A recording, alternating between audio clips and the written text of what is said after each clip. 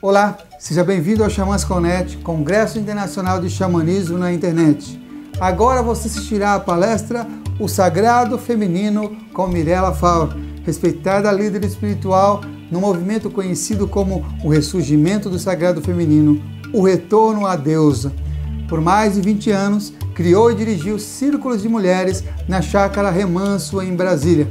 É autora dos livros O Anuário da Grande Mãe, Rituais práticos para celebrar a deusa, O legado da deusa, ritos e passagem para mulheres, mistérios nórdicos, mitos, runas, magias, rituais, Ragnarok, o crepúsculo dos deuses e círculos sagrados para mulheres contemporâneas, bem como de diversos artigos em publicações nacionais e estrangeiras. Lançou a nova edição ampliada do Anuário da Grande Mãe e As Faces Escuras da Grande Mãe pela editora Alfabeto. Mirella Faur também é colunista em vídeo do nosso canal Consciência Próspera e você pode adquirir na nossa loja virtual vários de seus livros. Lembre-se, papel e caneta na mão, tablet ou celular para fazer suas anotações. Aproveite também e se inscreva no nosso canal, curta e compartilhe o link deste vídeo com seus amigos. Essa é uma das formas de você apoiar positivamente este projeto.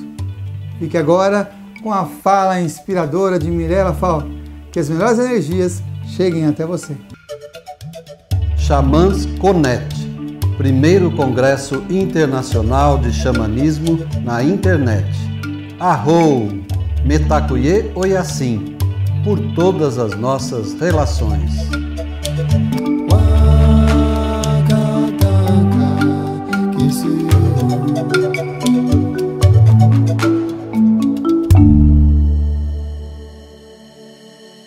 Meu nome é Mirella Faur, sou de origem rumena, mas naturalizada há muitos anos, portanto me sinto mais brasileira do que rumena. E aquilo que me levou para o trabalho com o sagrado feminino, ao qual eu me dedico há mais de 20 anos, foi a dificuldade de me enquadrar nos outros caminhos espirituais que eu trilhei, principalmente porque o meu chamado veio há muito tempo, desde a infância, só que pelo fato que eu fui criada dentro de uma sociedade comunista, onde que era proibida até mesmo a religião, e eu nunca pude preencher esse chamado da minha alma. Quando cheguei no Brasil, se descortinou na minha frente um universo muito rico de possibilidades espirituais. Mas aquilo que me tocou, sem que eu soubesse que depois eu ia me enquadrar nessa tradição afro-brasileira, foi com um ano da minha estadia no Brasil.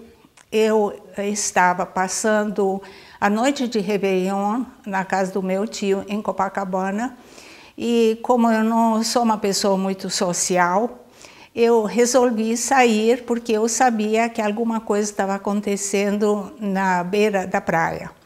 E quando cheguei lá, eu vi um grupo de mulheres vestidas de branco, cantando, tocando atabaques e levando flores para a Rainha do Mar. Essa visão, para mim, despertou algo muito profundo, uma reverência que eu nunca tinha visto, não sabia quem era a Rainha do Mar, e tentei achar um caminho compatível, mas levei muitos anos antes de conseguir encontrar. Passei pelo espiritismo, kardecismo. Numa certa altura, encontrei a Umbanda esotérica, e que para mim foi muito importante porque me trouxe uma visão ritualística. Os rituais que não tinha atabaque, tinha cânticos, a reverência feita às forças da natureza e as oferendas que também eram levadas para a natureza. Era como se algo muito antigo estava vindo dentro da minha memória. Só que alguma coisa estava destoando das minhas convicções. Eu sou astróloga e dentro da Umbanda esotérica se cultuava 7 vibrações primordiais correspondendo aos 7 planetas. Como astrólogas, eu trabalho com 10 planetas e mais alguns outros arquétipos. E dentro dessas 7 vibrações, eram apenas 2 femininas e as outras eram masculinas. E havia uma crença que a mulher não podia iniciar os varões, porque ela tinha desequilíbrios emocionais que coincidiam com seu ciclo menstrual, que ela não tinha um equilíbrio que lhe permitisse lidar com essas forças espirituais, principalmente quando ela estava naqueles dias. E eu achava que dentro da visão espiritual a alma não tinha essa divisão de gêneros e que a mulher, pela sua própria sensibilidade inata, pela sua percepção psíquica muito mais acurada do que do homem, ela tinha um acesso muito maior aos registros espirituais e podia, como sempre aconteceu, canalizar essas energias, essas informações e a própria condução ritualística. Mas como eu tinha que me enquadrar dentro da estrutura bastante patriarcal da Umbanda, eu segui enquanto que realmente não encontrei um outro caminho. Isso acontecia perto do Rio de Janeiro, onde nós morávamos na época, e depois nós mudamos para Brasília. Quando cheguei em Brasília, eu pude me dedicar mais à leitura, aos estudos. Eu já tinha pedido uma licença da Umbanda, e foi quando eu descobri um livro que me marcou muito. Foi antes que ele fosse traduzido para o português, eu li ele em inglês, que foi traduzido como A Dança Cósmica das Feiticeiras, escrito pela Starhawk, uma militante. Ela já foi militante política, depois, hoje em dia, ela é ecofeminista e também tem a conexão com a tradição da deusa. Esse livro foi um marco para mim. E o segundo, que também foi muito importante, era de uma autora também americana, mas traduzido, que chamava Cálice e a Espada.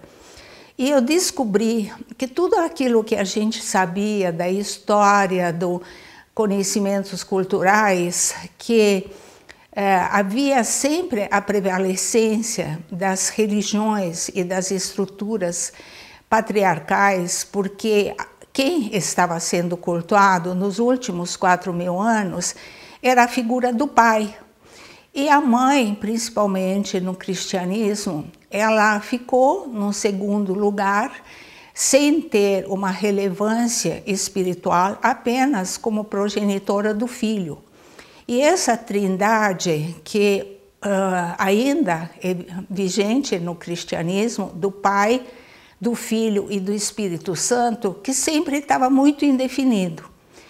E comecei uma longa jornada de leitura. Eu sempre fui apelidada como criança de rato de biblioteca, sempre li muito, com 10 anos já lia mitologia, porque não tinha outros livros num país comunista. Então eu fui mergulhando nesse universo, primeiro o universo mitológico e depois no universo histórico e com dados concretos sobre aquilo que a maior parte das pessoas desconhece. Ou seja, que nos últimos 4 milênios, as 3 religiões fundamentalistas, que são a religião hebraica, islâmica e a cristã, elas que trouxeram essa figura do pai. Na realidade, o culto à mãe, à deusa, é muito mais antigo. Pesquisas, e uma mulher que teve uma relevância muito grande foi a Maria Gimbutas, que ela fez pesquisas concretas. Ela escavou mais de 3.000 sítios arqueológicos no sul da Europa e encontrou mais de 30.000 estatuetas e objetos de culto que comprovava que a figura principal era a mãe, a doadora da vida, aquela que nutria, que acolhia, que protegia seus filhos. Durante muito tempo, no Paleolítico até o Neolítico, o papel do homem na procriação era desconhecido. Ele se colocava à disposição das mulheres para lhes proteger, para lhes ajudar, e em determinadas datas ao longo do calendário sazonal havia o casamento sagrado, quando se unia os sacerdotes e também as pessoas das tribos, e o resultado era depois a multiplicação da tribo. Mas quem era responsável, quem detinha o milagre de transformar o seu sangue menstrual, que desaparecia e aparecia depois na forma de uma criança, era a mulher. E por isso que a mulher era considerada a representação da divindade. Ela não tinha aquela envergadura que a gente sabe da cultura greco-romana, das estátuas. Não, ela era representada por pequenos artefatos de osso, de argila, que colocava em evidência seus atributos maternais, de fecundidade, de fertilidade. E quando foram descobertas essas estatuetas com seios avantajados, com quadris muito grandes, com ventres grávidos, elas foram taxadas de Vênus neolíticas, como se fossem simples objetos de providenciar uma sensação favorável para os homens, quando não tinha nada do aspecto erótico. Pelo contrário, foram encontradas, por exemplo, nas civilizações de Anatólia, onde em Çatalhöyük foram encontrados vestígios de templos, de altares muito antigos, de 30 mil anos, já havia essa forma de reverenciar a deusa, as deusas, nas suas múltiplas tarefas, seja nos altares dos templos, seja nas próprias casas. E essa multiplicidade das deusas, que foi algo que me chamou a atenção. Por que tantos nomes? Por que tantas formas? E à medida que eu fui me aprofundando nesse estudo, eu percebi que assim como na astrologia, a gente, para interpretar o mapa, tem que levar em consideração muitos aspectos e correlações entre os planetas, cada um representando um aspecto da vida da pessoa, também a manifestação multifacetada da deusa representava a ampla gama dos atributos femininos, porque havia deusas que regiam o plantio, outras a colheita, havia o aspecto da mãe como doadora da vida, como a nutridora, como a protetora, mas também havia o seu lado da ceifadora, da senhora da morte, porque para os povos antigos, vida e morte faziam parte do mesmo ciclo, não havia esse pavor atual da morte. A morte era reconhecida como natural, porque a partir do momento que a pessoa nascia, já se sabia que ela ia chegar no fim do seu ciclo, e para facilitar a transição, eram feitos rituais, de preferência nas grutas, como foram encontradas nas grutas do sul da França, na África, onde que os esqueletos eram enterrados na posição fetal, tingidos de um pigmento vermelho para representar o sangue, e havia sempre, seja uma oferenda de grãos, seja essas reproduções das deusas, como se fossem as amparadoras na sua passagem, como que elas precisassem realmente desse amparo da mãe, a mesma mãe de cujo ventre eles tinham saído, elas voltavam para o ventre da Mãe Terra, de onde que se esperava que eles voltassem como descendentes dos ancestrais.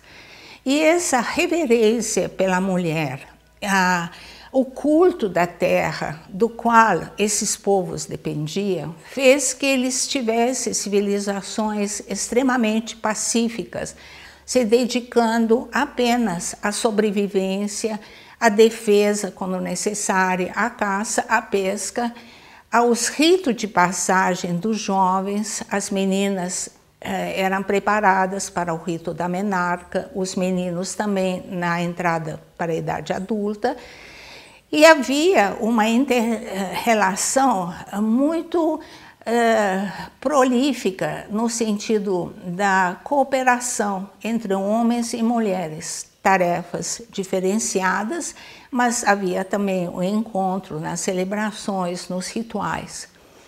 Isso seria o quadro idílico da Europa antes da chegada de umas tribos extremamente guerreiras, vindo do sudeste asiático, vindo das estepes da Sibéria, do norte da Índia, que fora denominada de Kurgos. Essas tribos, eles dominavam o uso das armas, do ferro, eles eram conquistadores porque precisavam de terreno, eles precisavam se expandir e eles não queriam se dedicar àquilo que era a nota principal das tribos agrárias da Europa, as tribos nativas, que era o cultivo da terra, que era esse lado das relações entre tribos baseadas em trocas. Eles queriam conquista.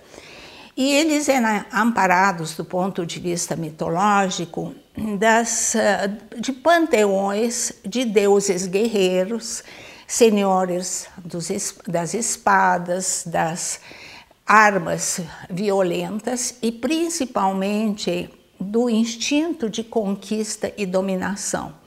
O encontro entre os Kurgos e as tribos nativas europeias foi realmente de conquista e de dominação. Os homens, na maioria deles, foram mortos e as mulheres foram conquistadas, foram transformadas, seja em escravas, seja em concubinas, porque não interessava essa reverência para a Mãe Terra que fizesse uma continuidade desse culto à terra, à mãe, à mulher.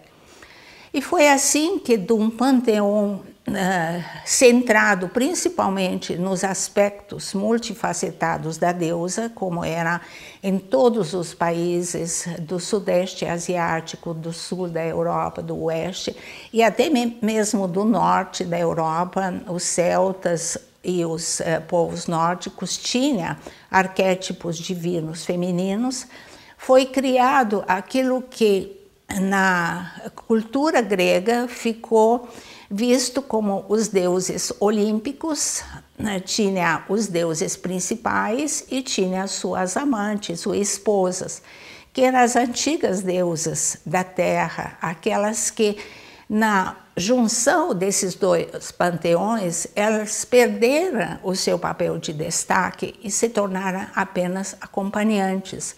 A deusa Hera, por exemplo, equivalente Juno, ela era a grande mãe de quem dependia todas as outras configurações divinas. Ela foi transformada na esposa ciumenta e prepotente de Júpiter, como se fosse diminuindo a sua importância e realçando apenas seus atributos negativos. E dentro desse confronto foram criadas comunidades com um cunho guerreiro, de conquista, de violência, de dominação. O último país que teve que se render a esse domínio foi a Creta, onde durante milênios floresceu uma cultura extremamente bela, pacífica, em que havia um avanço da civilização, porque se fala muito hoje em dia que o patriarcado trouxe a tecnologia, trouxe o avanço, E aí cabe uma pergunta, e para onde que essa tecnologia, esses avanços estão nos levando, esquecendo que a Terra é nossa mãe e nós dependemos dela. Então, Creta tinha construções muito bem elaboradas, tinha palácios, tinha viadutos, tinha sistema de canalização, de irrigação, tinha as próprias instalações dos templos, como a prova é o templo de Knossos, onde que havia o labirinto, todos os outros templos que tem ainda, né, por exemplo, até na Sicília tem uma Vale dos Templos, onde que tem resquícios desses templos em que havia o culto às deusas e assim como depois aos deuses que tomaram seu lugar. E chegamos na instauração do cristianismo. O cristianismo teve muito trabalho para conseguir eliminar esse culto ao feminino, essas tradições, algumas delas xamânicas, outras tribais, mas principalmente as oriundas da sociedade matrifocais. E cabe uma complementação. Há sempre essa ideia do patriarcado ser a contraparte do matriarcado. Eu não aceito a ideia do matriarcado que representa o poder sobre alguém. Eu vejo isso como uma sociedade matrifocal, centrada na deusa, em que a mulher é reverenciada. Também outro equivalente, sociedade matrística, em que há a parceria, em que há a convivência pacífica. O que aconteceu com o cristianismo foi a luta muito árdua para considerar tudo aquilo que precedeu em termos do sagrado, em termos da reverência, do culto, do papel da mulher, foi minando aos poucos aquilo que se sabia, aquilo que durante milênios, começando na Suméria, passando pela Babilônia, chegando na Palestina, no Egito, na Grécia, representava essa estrutura em que o feminino era sagrado, em que a mulher era intermediária entre os planos e em que ela era sagrada porque dela dependia a geração e a continuação da vida.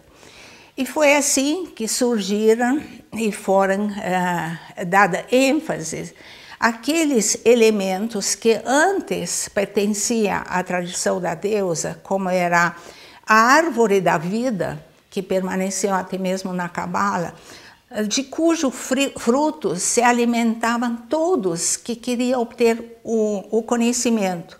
No cristianismo, ela se tornou o símbolo em que o mal residia, porque o casal humano foi comer da fruta do conhecimento e por isso foram expurgados do paraíso. E aí cabe outro parêntese. Quando Adão foi criado do barro, junto com a Lilith, que foi a primeira mulher dele. E por serem criados da mesma forma, isso não sou eu que estou inventando, tá na Bíblia, no Testamento. Então, a Lilith assumiu que ela tinha direitos iguais. E quando Adão queria que ela submetesse, ficando no ato sexual debaixo dela, ela se revoltou e foi embora. Na ausência dela, como Adão se sentiu muito só, ele pediu outra companheira. E Deus criou essa companheira da costela dele, ou seja, já dando essa posição subalterna à mulher que tinha que obedecer, tinha que se submeter àquilo que ele estava dizendo. Mas havia ainda um resquício da sensibilidade intuitiva da mulher. E foi quando a Eva quis saber o que a árvore podia lhe oferecer. E quem estava na árvore estava a serpente. Bom, a serpente é o símbolo mais antigo, mais sagrado do feminino, porque representa a capacidade da mudança, da troca da pele, e o próprio movimento da Kundalini, da energia que leva ao despertar da consciência. E quando a serpente teria sugerido para ela comer da árvore e ela seguiu, ela teve o conhecimento. E por isso que ela foi considerada a vilã, a causadora do expurgo, da expulsão do paraíso. O paraíso que era, na verdade, aquilo que o Hesíodo, o filósofo grego, chamou da Idade de Ouro, onde que todos viviam nos rios de mel e de leite que fluía da grande mãe. Então eles foram retirados desse paraíso e foram colocados no mundo. E quem era a vilã? A mulher. E é fácil entender por que a perseguição da mulher no cristianismo levou naquela aberração chamada Inquisição. Porque durante os primeiros séculos do cristianismo, as mulheres ainda detinham os seus poderes. O poder da parteira, da curandeira, da xamã, daquela que se deslocava entre os mundos e trazia orientações, trazia alívio para os males da comunidade. Mas, nesse início, havia uma ascensão muito difícil dos homens como médicos. E se a gente começa a saber quais eram os métodos usados na medicina naquela época, ficou horrorizado pela falta da asepsia, pela falta da empatia com o doente, enquanto que as mulheres se apoiavam, havia os partos no círculo de mulheres, assim como hoje em dia também está voltando o movimento das parteiras, das doulas, para dar esse apoio para a mulher, para a parturiente. Elas representavam um perigo para a classe dos médicos, então foi fácil considerá-las mancomunadas com o demônio, as bruxas maléficas. Começou a perseguição ao início a todas as mulheres que eram velhas, porque a anciã, que na tradição antiga representava a detentora da sabedoria, ela, naquela época, era considerada a detentora do mal. Então, as mulheres que eram velhas, que eram corcundas, que tinham verrugas, que tinham um olhar maligno, que gostava de gato preto, que fazia rituais na lua cheia, foram consideradas inimigas de tudo aquilo que representasse a vida, quando ela, na realidade, era as guardiãs da tradição da vida. E passou da anciã, que já não tinha mais tantas para enforcar, para queimar nas fogueiras, começaram o outro lado, da mulher bonita, da mulher sedutora, porque ela seria a seguidora de Lilith. E aquilo que foi deixado no cristianismo, que a Lilith era a maior inimiga do homem, porque ela provocava os sonhos eróticos dos homens e os enfraquecia.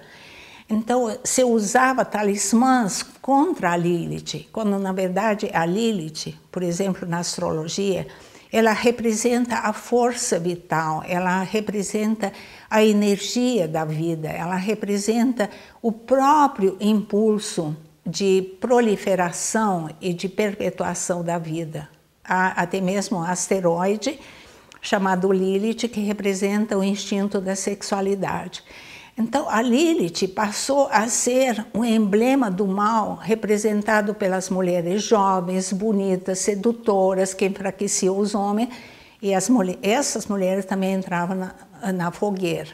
Então, a gente sabe que 9 milhões de mulheres fizeram esse sacrifício, algumas, mesmo as que renegavam a sua fé, que renegavam o seu dom de bruxa, elas tiveram o mesmo fim.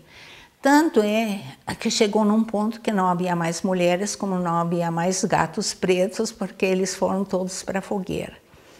E veio aquele período extremamente negro da história da humanidade, que são as trevas medievais, e quando que havia todas aquelas histórias mefistofélicas, onde que tudo que era mal vinha da mulher. Se a colheita secava, se o gato morria, havia uma mulher de olhar maligno. E por quê? Porque as mulheres, antigamente, elas curavam o malóquio, o mal olhado. Até que começou lentamente, através dos filósofos, dos escritores, dos artistas, um movimento que passou para o oposto, para a idealização do feminino, no sentido da pureza, dos bardos medievais, enaltecendo as mulheres como representantes da Afrodite. Então, Afrodite, que era uma deusa com múltiplos aspectos, ficou apenas como a deusa do amor e da beleza. E assim se abriu essa brecha, mas ainda havia muito para poder mudar a mentalidade. E, em parte, essa mudança se deu através do ativismo político das feministas, que buscava a igualdade nos direitos. Mas, a partir desse movimento político, surgiu também um movimento, isso nos Estados Unidos, das mulheres que buscava a redenção do feminino.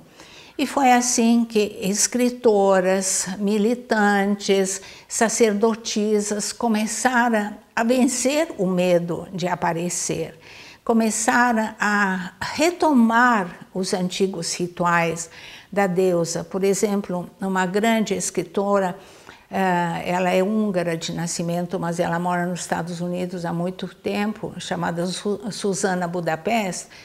Ela começou a fazer, morava em Los Angeles, começou a fazer os rituais da lua cheia.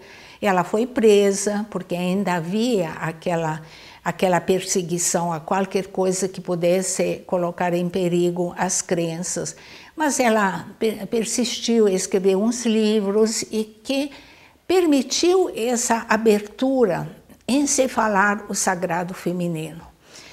Então, o que significa sagrado feminino? Não é uma troca, não se tira o pai e se coloca a deusa no lugar dele. A ideia não é essa, até mesmo que a figura do Deus é um tanto quanto distante para a realidade. Ele é transcendente, ele é universal, mas ele não está presente no dia a dia, enquanto que a deusa, ela é imanente, ou seja, ela existe em todas as formas de vida, porque todos os seres da criação são seus filhos. Todo o ser humano tem uma mãe, mesmo que hoje em dia se procura substituir a mãe, mas ainda existe essa necessidade da procriação através da mulher. Então, quando começou essa ideia do sagrado feminino, foi deixado bem claro que não há a troca, não se troca o sexo do Criador, se acrescenta. E a imagem mais bonita que existe, que vem do Oriente e tem milênios, é a imagem da mandala do Yin e do Yang, aonde que é a complementação das polaridades, porque foi o cristianismo que criou a dicotomia, que trouxe essa ideia da cisão, que separou o claro, a luz, a ação, com o masculino, o escuro, o misterioso, a noite, a lua com a mulher. Então, aquilo que a luz do sol trazia de bom, a energia da lua podia maleficiar.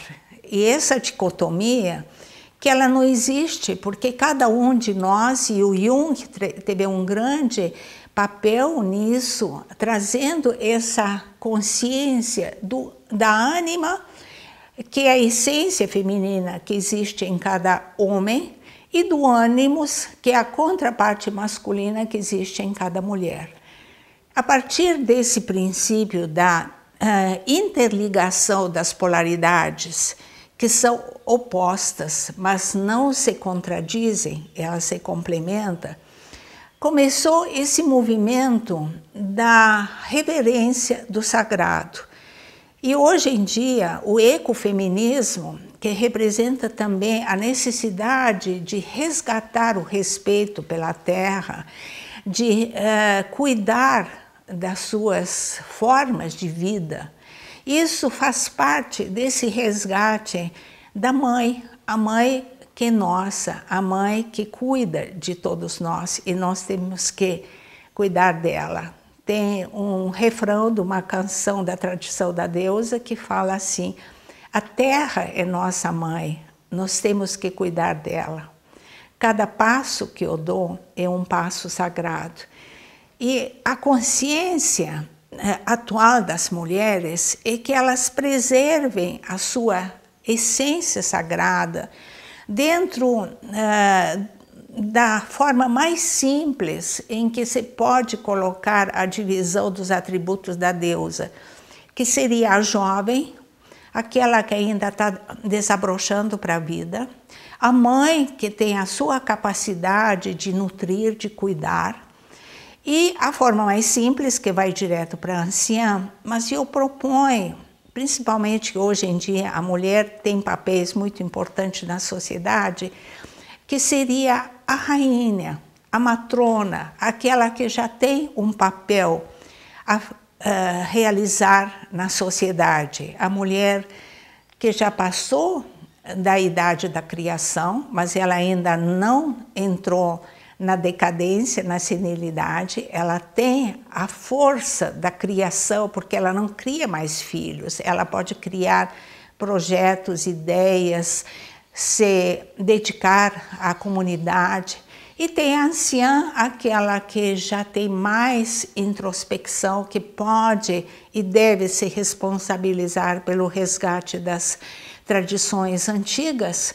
E dentro dessa forma que a mulher possa encontrar a sua essência sagrada, integrando as qualidades positivas masculinas, mas sem ir nos extremos, sem se masculinizar, sem reproduzir aqueles modelos que são condenados para o homem, como competição, violência, prepotência, rivalidade, e que muitas mulheres atualmente pecam por esse deslocamento, indo para o masculino negativo e se apresentando como tal, mas trazer essa integração, vendo sempre essa ideia da mandala, o sol e a lua, o masculino e o feminino, o calor e o frio, viver no ritmo solar, mas se recolher para buscar a introspecção lunar. Esse é o desafio do ser humano contemporâneo. As mulheres têm mais facilidade para abrir seu coração, para acolher, para ajudar. Até mesmo que os homens atualmente precisam muito desse resgate da sua sensibilidade. Nos rituais mistos, por exemplo, as mulheres entram facilmente em comunhão com qualquer tipo de arquétipo, de energia, não tem dificuldade nenhuma para se deslocar entre os mundos. Já os homens não foram treinados para isso, eles foram treinados para a ação. Há uma dificuldade que eu vi durante os anos que fazia os rituais mistos, dos homens meditarem. Ou eles dormem, ou eles ficam pensando em outra coisa. Não tem essa facilidade de deslizar. Primeiro, porque a natureza deles é yang, é ativa. E, por outro lado, porque não foram ensinados que chorar num ritual não é sinal de fraqueza, é um sinal de ser tocado pelo divino. Então, eu acho que é um papel recíproco a mulher ajudar os seus companheiros, ensinar seus filhos, poder fazer essa abertura do sagrado sem fazer disso uma polêmica, sem querer criar uma seita, uma religião, mas no micro, para chegar no macro, nas pequenas coisas. Então, só um exemplo, cada vez mais homens que têm essa abertura para a sensibilidade se propõem a ajudar nas tarefas domésticas, na criação dos filhos, sem serem considerados fracos por isso. E, outro lado, a mulher também cada vez assume mais aquilo que antigamente não era do domínio dela, trabalhar, levar o carro para a oficina, pagar contas, esse outro lado. Mas que seja feito isso não pela imposição, não pela briga, mas sim pelo diálogo. E o diálogo, eu acho que o maior desafio atual é o diálogo. Desde que apareceu o smartphone e os iPads e tudo isso, você vê casais no aeroporto, por exemplo, cada um fica dedilhando. Às vezes, um mostra para o outro alguma coisa, mas não tem o diálogo, porque cada um está vivendo no seu mundo. Então, sair do seu mundo e criar um mundo em comum, onde que pode haver essa troca, e até mesmo essa reverência em relação ao sagrado feminino no todo, a terra, movimentar os homens para reconhecer que a comida não vem só em pacotes e em latas, que a comida pode ser plantada, pode ser preparada. Essa outra visão, que, por exemplo, na comunidade de Findhorn, na Escócia, está sendo feito. Essa outra conscientização, tem muitos seminários, muitos workshops, onde que os homens europeus estão se sensibilizando, até mesmo porque a Europa está numa crise ecológica muito grande. Agora, no Brasil, é muito difícil, é aí que eu vejo o desafio, por causa dos conceitos patriarcais e da masculinidade muito mal direcionados, muito arraigados. Homem não chora, homem não faz mercado, etc. Então, é um trabalho em que tem que ser aberta as coisas aos poucos. E o xamanismo ajuda nisso, porque no xamanismo há essa sensibilização com os seres da natureza, começa a se ver a dimensão das atrocidades cometidas contra a terra, contra os animais, contra a natureza, contra a vegetação. Então, o homem que medita e se conecta com as forças da natureza não pode compactuar com essa maneira desumana em que são usados os animais para produzir cada vez mais, em que há esse consumismo desenfreado, esse poder, a luta pelo poder ter cada vez mais e ser cada vez menos. E por aí que entra o desafio tanto das mulheres como dos homens. Mas tem que ser feito em conjunto. Então, aquela ideia que antigamente havia os rituais de plantio, de colheita, da passagem das estações, e que lá em Brasília está acontecendo, lá na Unipaz, que tem alguns rituais em que os homens participam, poucos homens, é verdade, muitas mulheres, mas já está sendo plantado isso. Então, se isso pode se expandir, eu acho que já está se abrindo uma porta de comunicação e não vai ser tão chamado de uma aberração, de uma coisa que não existe, como eu ouvi inúmeras vezes quando eu comecei há 20 e tantos anos atrás, falar na deusa, na tradição da deusa, e as pessoas me perguntavam, onde que você inventou isso? De onde que você tirou isso? E que parecia uma aberração. Hoje em dia não é mais. Então, em 20 anos, já se abriram muitas portas, já se mudou bastante a mentalidade. A prova é que 2 homens estão sentados na minha frente me ouvindo e nenhum deles levantou e foi embora, como já me aconteceu nas palestras que eu fiz. Então, eu trabalho de formiga. Gostou da palestra? Se você chegou até aqui, provavelmente sim. Sou Samuel Souza de Paula, idealizador do Xamãs Connect, Congresso Internacional de Xamanismo na Internet, e autor do livro Práticas Bioxamânicas, Despertar das Capacidades Interiores. E é uma alegria saber que está prestigiando este evento, onde grandes condutores xamânicos compartilham as melhores práticas para o reconhecimento do seu poder pessoal, manter melhores relacionamentos, desenvolver sua espiritualidade e ampliar sua consciência com dicas, jornadas, segredos e um conteúdo imperdível. Deseja apoiar e se beneficiar ainda mais com esse projeto? Acesse ao site xamansconet.com.br e informe-se que as melhores energias cheguem até você. Arro, Mantaku Yoyasi, por todas as nossas relações.